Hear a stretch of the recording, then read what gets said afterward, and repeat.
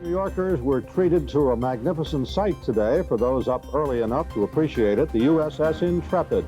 And what a sight to see her pass under the Verrazzano Bridge. The Intrepid saw active duty for 31 years in World War II, Korea, and Vietnam. It was shelled, hit by kamikazes. It acted as the prime recovery vehicle for the Mercury and Gemini space missions. It was decommissioned in 1974.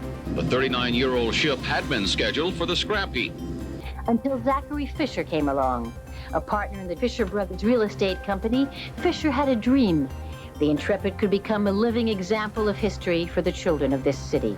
But it wasn't easy. It took mounds of paper and years. The ship will be brought to the pier at West 46th Street. And one man today is very happy.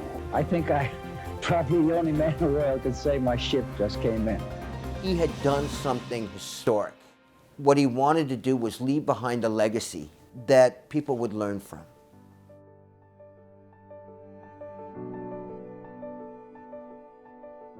How did we move from being a 1943 aircraft carrier and fighting in World War II and the Cold War and 3 tours in Vietnam and in the space race to becoming a museum?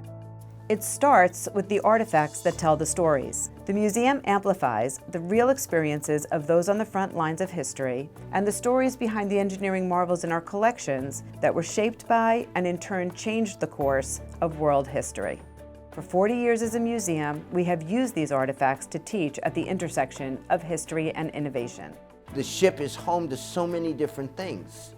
Every time you come here, you'll see something that you didn't see before. There's something here representative of each kind of era, whether it be the ship itself, the submarine, the Concorde. It's larger than life. We continue to build our historic aircraft collection, each with its own story to tell.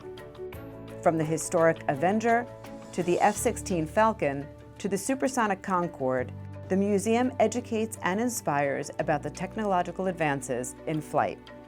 Our most recent addition, for example, is the Skyray that flew off Intrepid in the 1960s. It's incredibly cool, and it is currently in a restoration hangar, and it'll be ready for the public later this year.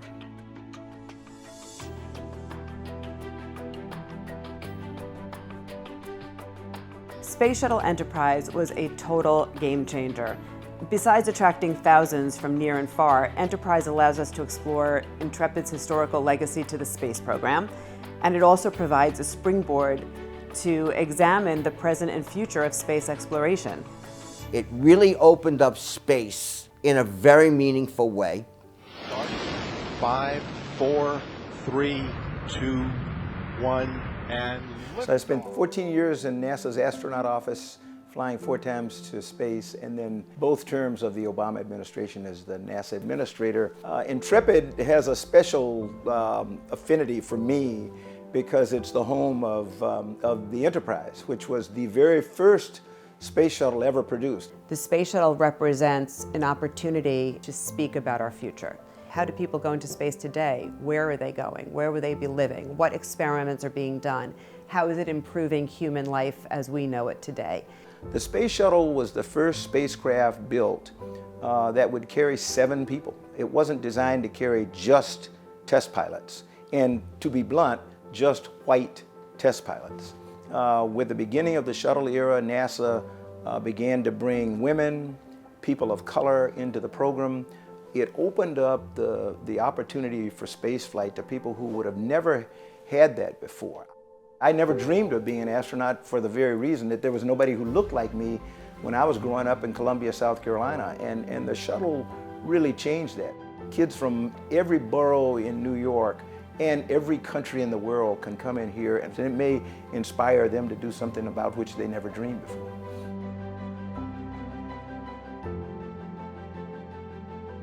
Education is at the heart of all we do. We offer thousands of programs, including for learners with a range of physical and cognitive challenges. And we reach more than 55,000 school children each year, the majority of whom are underserved. And it's all part of our award-winning educational programming. It's our job to make our ship and our museum as accessible as possible for every demographic, for every child, for every adult. The Intrepid Museum never loses sight of our historic obligation to serve those who served us.